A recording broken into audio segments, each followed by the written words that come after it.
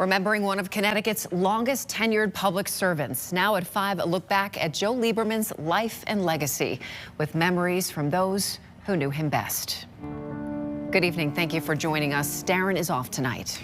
I'm Ann Nyberg. Today, a farewell to one of Connecticut's longest-serving senators, Joe Lieberman, a trailblazing former attorney general who represented our state in the U.S. Senate for 4 terms. He's being remembered as a principled, kind, and decent man and a patriot. News 8 chief political anchor Dennis House was at his funeral today in Stamford. Anne and Catherine, this funeral was a who's who of Connecticut politicos, along with some from Washington, who came here to join the Lieberman family and lots of Lieberman staffers. There were dozens of them who worked for the senator over the years, and members of the Jewish community and ordinary citizens to mourn the loss and celebrate the life of a political giant. His legacy is enormous. He set the standard for how to be principled yet pragmatic. Maine Senator Susan Collins was among the 500 mourners paying their respects. He never quite fit in that Republican or Democratic box. I think maybe in an odd way I helped liberate him, because when he beat me pretty good, by the way, and he won as an independent. Lamont was followed by 3 Connecticut senators present and past. He was a giant to me growing up and entering Connecticut politics.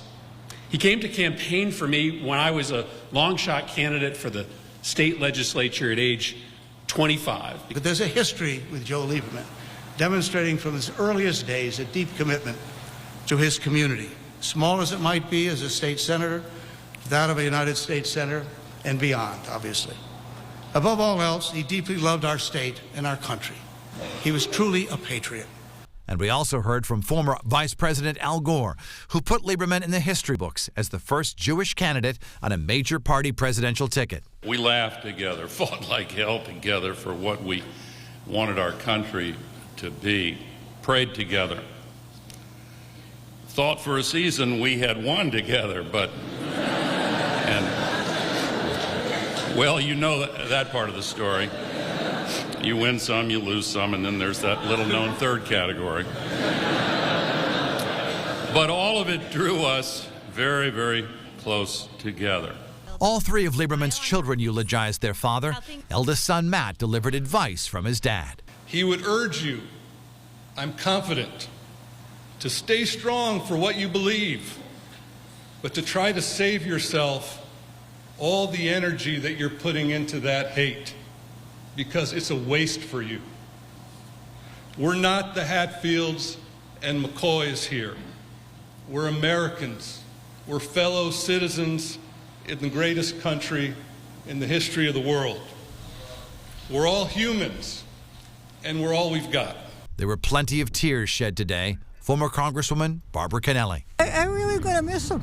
You know, everything that man said at the end was right. He was a good man. He really was. We were lucky to have him.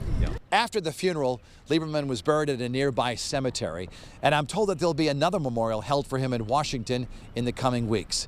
As for how he will be permanently memorialized, well, that's up for discussion.